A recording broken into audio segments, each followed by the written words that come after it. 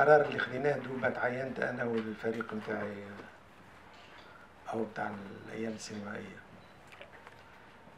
لقينا انه السيناريو اللي هو يمكن الافضل والاجدى انه نوخر المهرجان او يلغى. هذه السيناريو من السيناريوهات الاولى المطروحه، لكن من اجل طبعا هو على خاطر الكورونا هذه والاسباب اللي هي مش واضحه، لانه مقلقنا في الكورونا مش انها فيروس ومخطر او وانه ما نعرفوش كيفاش قاعد الديفلوبمون تاعها يصير. دونك ما نجموش نربطوا بها مصير المهرجان.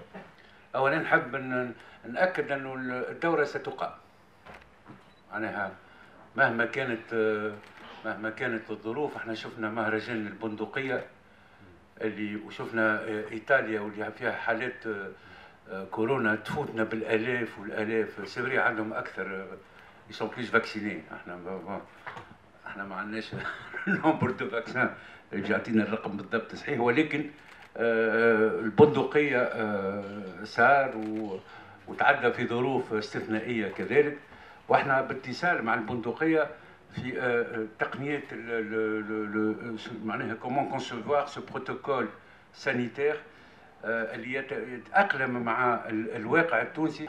دونك علاش عملنا البوان دو بريس هذا زاد باش نقولوا لي لو فوروم اللي هو ايام قرطاج السينمائيه اليوم البارح اليوم وغدا.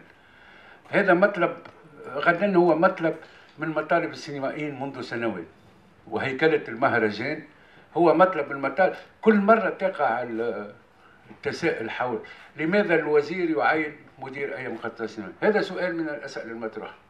كيف يعين مدير ايام قرطاج السينمائي؟ هذا سؤال من الاسئله اللي تبقى مطروحه.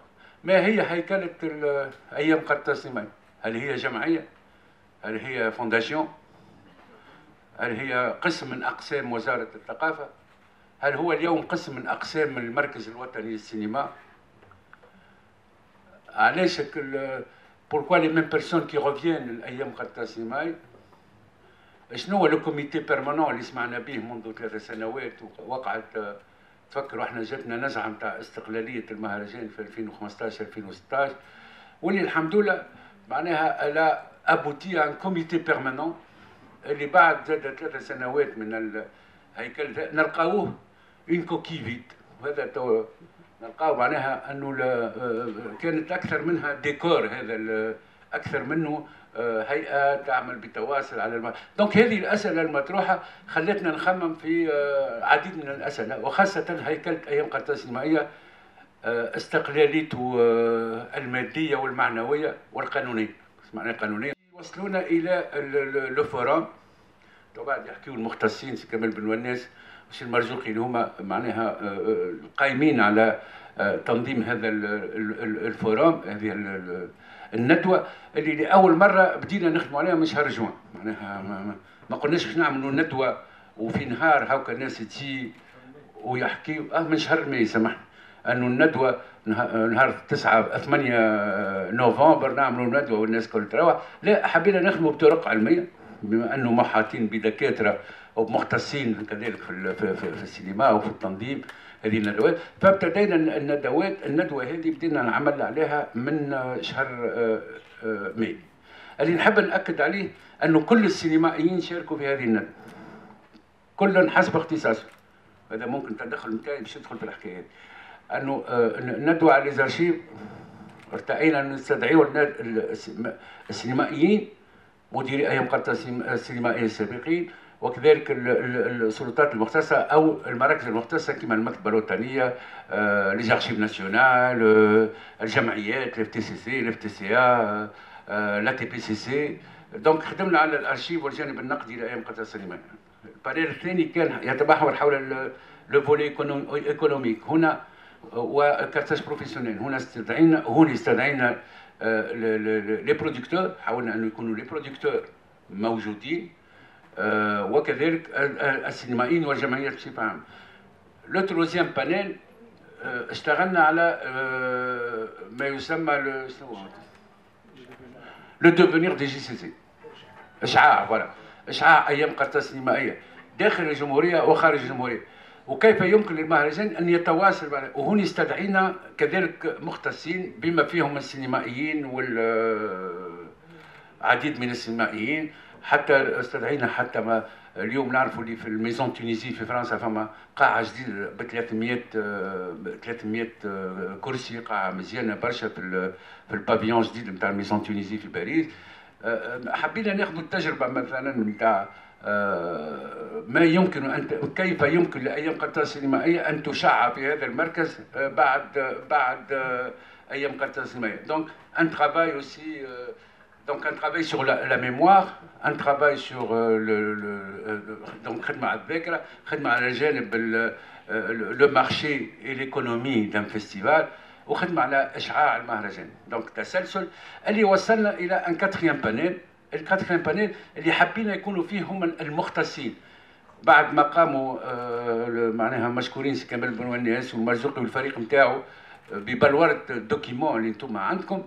حبينا الدوكيمون هذاك بعثناه الى المختصين، وكان معنا مثلا سي غازي الغرايري كمختص في حبينا يحكي عن الاشعاع بما انه سفير في اليونسكو. ما احسن من سفير وعلاقه باليونسكو اللي نجم يحكي على مع الجانب التشريعي اللي عنده. هو راجل قانون.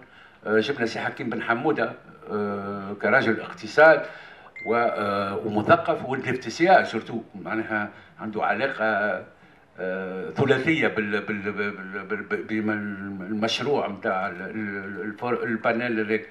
ما نعرفش شفتوا انتم عديد من الاسماء. مراد الصقلي الوزير السابق اللي خدم على ديفيسكاليزاسيون مع حكيم بن حموده نتاع الاعمال الثقافيه. دونك حبيناهم هما مع عديد من المحامين والقضاة اللي ممكن يعاونونا في الجانب التشريعي. Un film qui a obtenu le Tanit d'or en 72 ou 73, où est-ce que je peux le voir? Un festival qui ne pensait pas à sa mémoire n'existait pas. D'autant plus que la vocation d'un festival, ce n'est pas d'organiser une fête au centre-ville, c'est aussi d'assurer un certain rayonnement culturel dans le pays. Je parlerai simplement en deux mots des finalités et des objectifs du forum. On peut partir d'un constat sur lequel vous serez certainement d'accord avec moi, c'est que les JCC, qui sont devenus une vieille dame en quelque sorte, commencent à se figer et à connaître une forme de routine. Et peut-être à perdre certains de ces éléments, je dirais, identitaires les plus importants. Donc partant de ce constat, nous avons essayé autant que possible de réfléchir sur cette manifestation culturelle qui devient de plus en plus un événement, beaucoup plus qu'une manifestation culturelle.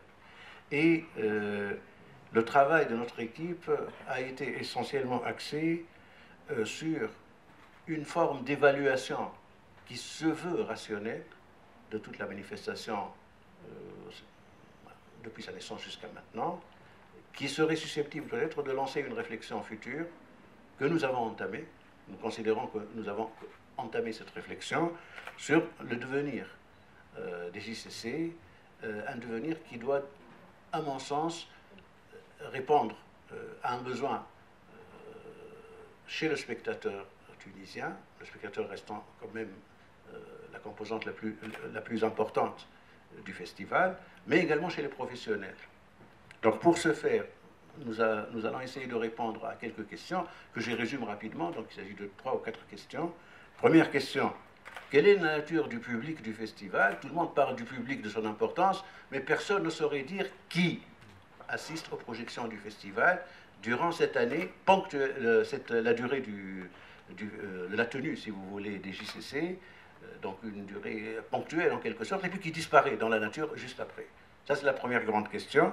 Donc des études restent à faire sur ce public, des études sociologiques essentielles, à mon sens. Deuxièmement, comment articuler les JCC au monde professionnel, c'est-à-dire au monde de la production et de la distribution, de la diffusion du film, de façon beaucoup plus rationnelle et beaucoup plus efficace, je dirais. Troisième question, pour finir, comment assurer plus d'autonomie aux JCC qui sont et qui ne sont pas autonomes, tout le monde le sait, Cela est dû essentiellement à ces rapports un peu particuliers au ministère de la Culture. Donc comment donner plus d'autonomie, quels sont les moyens qu'on peut donner au festival pour qu'il accède à cette autonomie, et cette autonomie étant la seule garante d'une forme, je dirais, de transparence du festival. توا عملنا collecte des documents, des articles, des revues اللي جاونا, les articles من السي من l'archive nationale, bibliothèque nationale, des photos من التاب اللي بعد باش نعملوا. Notre but c'est faire des conventions de partenariat معاهم. معنا personnel من السي سي بن فرج ومدام مدب. Donc نلقاو des documents éparpillés, dispersés في 4 institutions, où notre but c'est de créer une plateforme où on peut accéder à tous les documents relatifs au cinéma tunisien, africain, arabe, et notamment des JCC. احنا اللي لقيناه هذايا اون بارتي كما قال سي ابراهيم، كنلموا 5-10% توا في السيسيون هذايا، ما راهو لو ترافاي كونتينيو، سي ديجا اون ا غاني شويه من الميموار كوليكتيف. اللي نعملوا فيه توا سي نوميريزاسيون، سكاني، كوديفيكاسيون، l'indexation. Il faut beaucoup de temps, mais on a commencé من mois de mai. حاجه برك يلزمنا ابل، راهو خاطر سي اون فولونتي، هذه اللي صارت فولونتي تاع ليكيب تاع الصناعه، لا هي بوليتيك لا دو تو. دونك سي فريمون بريزيرفي sauvegarder la mémoire. Donc on fait un appel aux associations de cinéma, l'FTCC, l'FTCA, la TPCC, l'association des réalisateurs, les cinéastes, les personnels du secteur cinématographique tunisien, les Africains, le continent. Ils appellent برشا اللي يكتبوا كريتيك وما عناش. دونك هذايا الكل سي ان ابل باش اللي عنده دي دوكيومون، دي فون بريفي، كوليكسيون بريفي، نجموا يعطيونا واحنا نعملوا له نيميريزاسيون، نعطيو لهم في كلي يو اس بي ولا سي دي. دونك او موان هكا سوفغاردي عندهم وعندنا احنا. وحاجه واحده اخرى، راهو لا كونتينيتي مازالت، وسي ان ترافاي اناشفي، يعني ظهر لي انا انفيني، يقعد كل في كل سيسيون. Donc, c'est la première fois. Pour moi, je suis très contente. Au moins, femme s'est concrétisée. Amara, la focalisation تاعنا, c'est vraiment un appel. يلزم له راهو جي سي سي، يلزم اللي ذاعوا التلفزة، اللي في السات باك، اللي يخدموا في السينما. Il faut qu'il soit بربي un appel d'être généreux et de mettre à la disposition à la cinémathèque واحنا جي سي سي، خاطر كل هذه حفاظ للذاكرة. أولا كان المهرجان باش نعملوه في 7 قاعات، لانه تعرف ثم افلام معناها ما عندناش برشا افلام، يعني احنا حوالي لقينا باش يتعداو 60 فيلم، لكن لاسباب اولا سياسيه، ثم لاسباب انه نمسوا الناس الكل. سياسيه لان وزاره الثقافه طلبت منا لاسباب باش نعاونوا القاعات السينما اللي عداو من اجل الكورونا، يعني عام صعيب اقتصاديا، فطلبوا منا باش نوسعوا العروض في 20 قاعة عوض 7 قاعات. فلما تعرض انت الافلام هذه في 7 قاعات ونحطوا 50% او 40 او نزل، ما نعرفوش تو بالضبط الاستيعاب نتاع القاعات قداش. دونك مش ناكدوا على انه الافلام تاعنا مش تتوزع او تعرض 2-3 مرات، فما عندناش خوف من هذا، بالعكس يعني مش تعرض فيلم وبس. عدد الافلام ان شاء الله في الكونفرنس دو بريس بتاع هو أكثر بكثير من هذا العدد. ودونك كما قال من 7 قاعات، خاطر من الأول كنا نخدموا على إرجاع أيام قسمية شارع على حبيب بورقيبة، معناها في هالدورة الاستثنائية، خاطر ممكن احنا نتمناو أنه تقع الهيكلة وبعد، ولكن باش يكونوا أكثر أفلام. والبروتوكول داكور كما حكيت عليه قبيله قاعدين نخدموا، اون اي اون تران داجوستي ان بروتوكول داكور. خدينا التجربة نتاع مهرجان البندقية فينيس، on est en train de l'adapter, de la proposer, mais Inch'Allah المهم انه المهرجان باش يدور باش يكون معناها من 7 ل 12، وهذا وعد معناها، لانه اليوم عايشين مع الكورونا ويجب علينا ان نتاقلم ويزينا من تسكير الفضاءات الثقافيه، ويلزم تتحل ثقافيا. مي بون باش نحاولوا نتاقلموا مع البروتوكول هذاك الديستان تاعنا. بحكم متابعتي لايام قرطاج السينمائيه منذ الثمانينات وبصفه متواصله، نقول اللي السنه دوره متميزه، لانه ربما مش تعتمد جانب التوثيق وجانب ربما لأنه عادة كما شفنا اللي الأفلام لما تعرض مرة أو اثنين تنسى. فلهذا أنا أدعو لدعم التوجه هذايا، وخاصة كذلك تشريك الشباب، لأنه فرصة للحوار وكذلك فرصة باش نعطيو دفع جديد للسينما التونسية. في معهد السينما في جمرت، وطبعا وقت استقبال الطلبة السنة الأولى للتعرف عليهم فنلقي بعض الأسئلة. بين الأسئلة قل لهم شكون حسن دلدول مثلا، وجاتني أجوبة من أغرب الأجوبة. واحد يقول لي فوتبولر، واحد يقول لي مغني. فعرفت أن السينما العربية والتونسية حتى عند المختصين، يعني هم الطلبة في السينما، معناها مفقودة. فوقفة مثل هذه الأيام هذه ونعرض الأفلام تاع السبعينات والثمانينات للشباب عمره 20 و25 و30 سنة أساسية ومهمة جدا. يعني باش يكتشفوا أفلام ما شافوهاش، سمعوا عليها يمكن، هذا اللي يقرأ. أما اللي ما قراش وما شافش مش تكون له أفلام يعني إنيدي. فمهم جدا الوقفة هذه، وهذا لهذا السبب يعني لقينا الفرصة أنه باش نعرضوا الأفلام هذه. الحاجة الأولى حسيت أنه فما برشا تركيز على الماضي نتاع جي سي سي. امبورطون انه نركزوا على الماضي، اما لو بلوز امبورطون انه لي جي سي سي وصلنا قداش من دوره، فما حاجات مازالت لازم تتخدم القدام، مع النوميريك، مع لي سال دو سينما، مع لا كاليتي نتاع لورغانيزاسيون، مع السويفي نتاع لي كونتونو اللي صاروا. تو سا سي تري تري امبورطون، خاطر مهم جدا انه سي فري نغزروا للقدام، لانه الافلام اللي ما شفناهاش ممكن نجم نلقاوها على دي بلاتفورم. اليوم فما دي بلاتفورم اللي تلقى فيهم الافلام الكل كيما اقتفاي كيما غيره، نجموا نشوفوهم. هذه حاجه الاولى. الحاجه الثانيه اللي حبيت نسال عليها، اهم لي ريكومونداسيون اللي صاروا، خاطر احنا عندنا سانتيز، اما ما نعرفش اهم لي ريكومونداسيون اللي صاروا بارابور لليدونتيتي دو فيستيفال اللي هي العربيه الافريقيه. اهم حاجه خرجتوا بها اللي بوتيتر ممكن مش تعملوها في شكل توصيه للسلطات. حاجه معناتها كو جو تروف فوندامونتال، باش نعطي ديما نعطي اكزومبل. انا تشوف فيلم 20 سنه كل يوم تشوف فيلم، 20 سنة كل يوم تشوف فيلم، إذا ما قريتش على الفيلم، إذا ما ناقشتهمش، ليس لك ثقافة سينمائية. فما هيك لي ديسكور اللي ميتا ديسكور، الكلام على الصورة. يعني دوركم انتم كنقاد وكصحفيين دور هام، معناتها حتى أكثر حتى من السينياس اليمين، أكثر من البروفيسيونيل. يعني قراءة الفيلم في فترة معينة، في إطار تاريخي، dans un contexte politique et historique bien déterminé, c'est très important.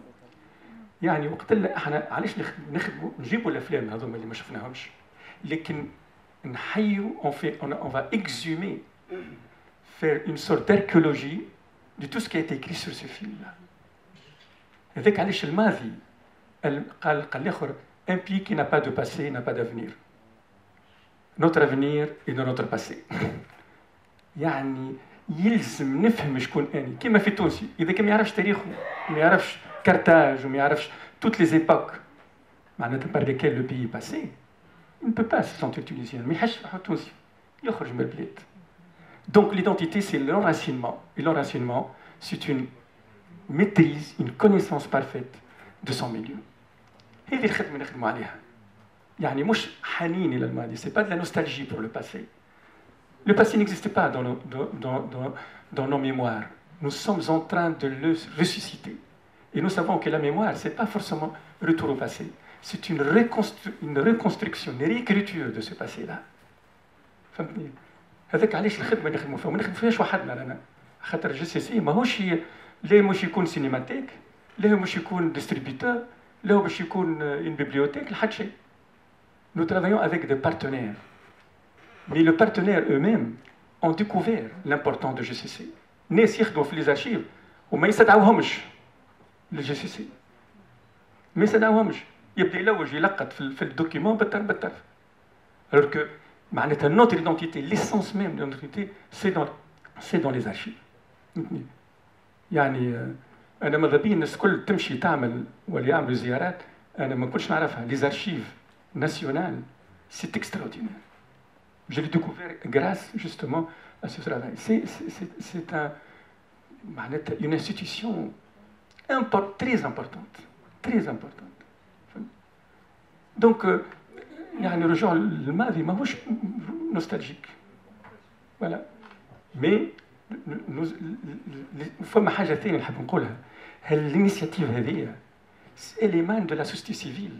يعني Sirida ou Ibrahim ne sont pas les représentants du ministère. Nous allons soumettre cela aux autorités, mais avec l'appui, le soutien de la société civile, c'est-à-dire avec votre appui.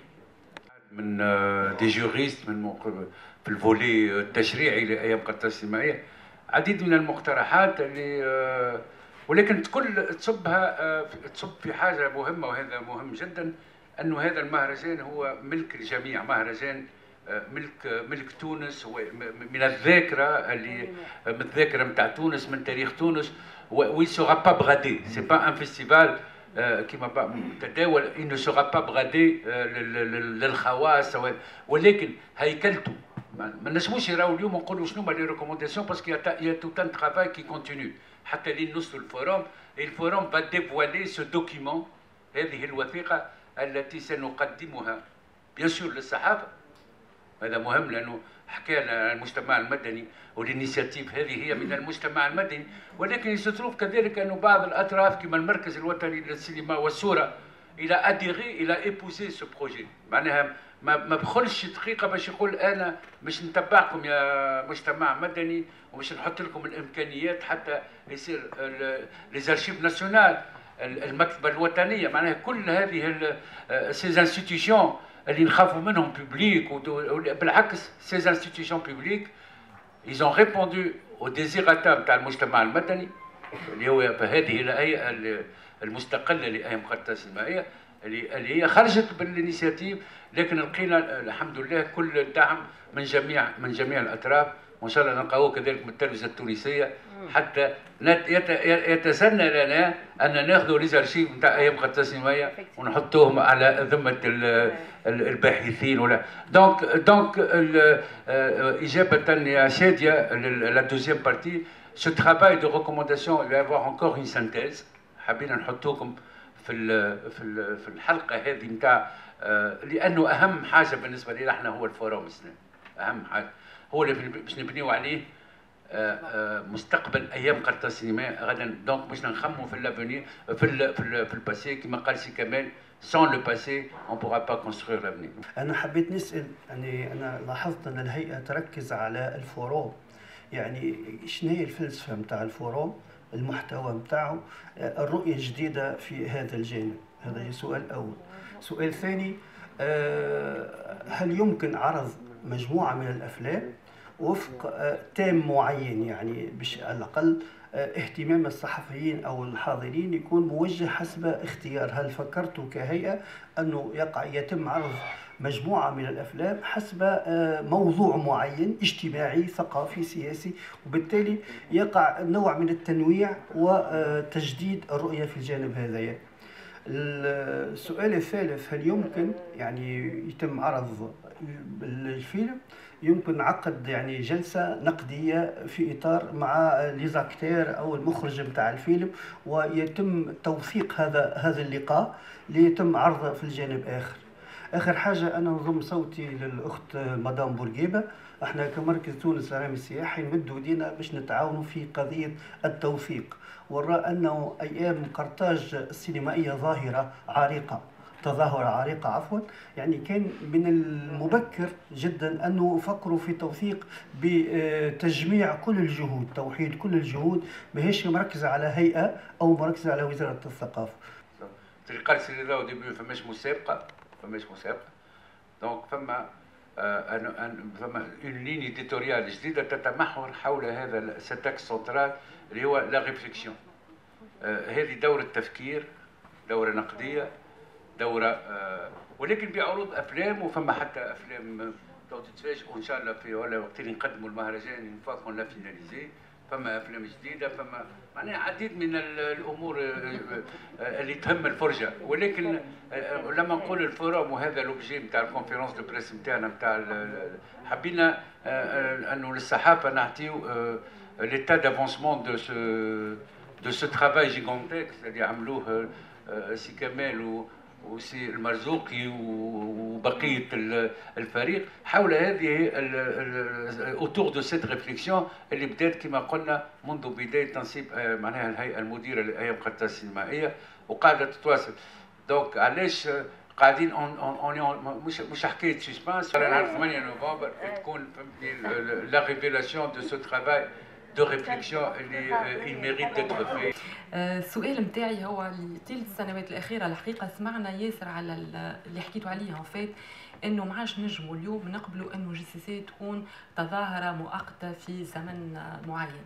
ويظل اليوم نتسائل على كل فورم دو بريسيون بوزيتيف تنجم تتعمل بالشراكه مع توت لي اسوسياسيون دو لا سوسيتي سيفيل وايفيدامون المركز الوطني للصوره وجي سي سي هي بيدها في انه تكون فما معناتها دوام لل ما نعرفش اسكو فورم تاع انستيتو دي جي سي سي شكل كيما هكايا يتصور فيه لو كوتي ادمينستراتيف اللي يخدم على طول العام، فيه لو كوتي نتاع لو فيستيفال بروبرومون دي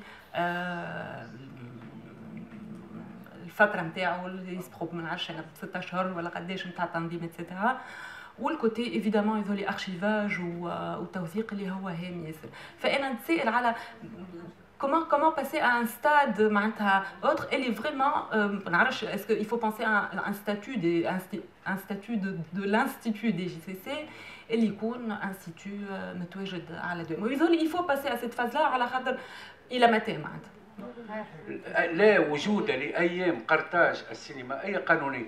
هذاك علاش هي العمليه بسيطه وسؤالك شيراز مهم جدا. وين باش نوصلوا ما نعرفوش لانه احنا مش ننطلقوا من ورقه بيضاء وهذا مهم جدا. راهو فما تاريخ الايام قرطاج السينمائيه ولكن كهيكل قانوني لا وجود لايام قرطاج السينمائيه.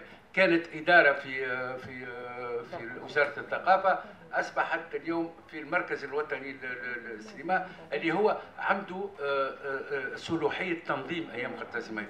اما كهيكل قانوني جمعيه او فونداسيون او انستيتو او هاويفر ما نعرفش شنو هي الحكايه مش موجود. دونك احنا العمل نتاعنا وراو كل عام وراو مطلب من مطالب كذلك السينمائيين والمجتمع المدني والجمعيات. مش ما جبناش اون غيان انفونتي سيت اني، احنا باش ننطلقوا من ورقه بيضاء وهذه لا شانس انه ننطلقوا من ورقه بيضاء حتى تقع هيكلته باحسن الطرق من خلال تو لي بانيل اللي سيركوي. فوالا دونك احنا ما نعرفوش وين ماشيين. احنا مهمتنا انه نهار 8 نوفمبر تكون عندنا وثيقه او تكون عندنا معناها اون سانتيز او مطلب كذلك اون سانتيز اللي بعد المشرع او الوزاره يعملوا بها اللي يحبوا او مجلس النواب. احنا اون غيب on est en train de notre rêve c'est انه هذا المهرجان يتهيكل ويصبح ويرجع الايام وقت اللي كان كبير. فوالا تونس وقت اللي تعمل في المهرجان هذايا كانت في ظروف اخرى، يعني بلاد في الانشاء نتاعها صغيره، بعض معناتها متوظفين اللي هما جاوا من التعليم وعملوا معناتها مهرجان تشريعي الى غير ذلك. لا نحب نذكر بحاجه اللي كل مهرجانات العالم اللي نعرفوهم كان برلين وكذا sont organisés par des associations pour un mandat اللي تخدم عام كامل. وقت نقولوا عام كامل ايش معناتها؟ معناتها انا عندي وثائق خدمت بهم. تعرف في تونس l'université tunisienne est en train de produire énormément de travaux sur le GCC et sur le cinéma tunisien. Et qui interpelle le cinéaste, les critiques, ainsi de suite. Moi je dis. Alors, le GCC, plutôt l'institution, n'a pas la prétention de devenir une administration bureaucratique, mais une sorte de levier qui attire l'attention et qui fait un programme. Des photos que nous avons vues sur l'histoire de GCC, extraordinaire. تقعد تفرج على تصويرها تقعد تحلم بها. تقعد تحلم معناتها تلموا فلان فلاني وكذا وكذا وكذا وكذا. Pourquoi le GCC n'organise pas annuellement une exposition itinérante qui tourne dans tout le gouvernorat, une exposition photo, Pourquoi le GCC n'organise pas une semaine du film de GCC? Film africain, film arabe, film tunisien, bien sûr. Le GCC est un tremplin pour promouvoir le cinéma tunisien à travers le pays, mais aussi à l'étranger. Parce qu'on peut toujours trouver notre place dans le cadre de certains festivals dans le monde. Troisième point, parmi vous, il y a des articles qui vont sortir de votre plume et qui nous interpellent, qui sont d'une grande qualité. Moi, je le repêche et je le mets sur un site pour montrer à l'étranger l'importance de ça. Pourquoi ne pas de temps en temps publier des articles de qualité qui définissent aussi bien le cinéma arabe ou africain, mais aussi l'identité tunisienne, ainsi de suite. معناتها la promotion, pas uniquement des films, de la critique, du public. Ça fait 30 ans que je fais de la critique cinématographique. Il n'y a pas un grand cinéma sans grande critique.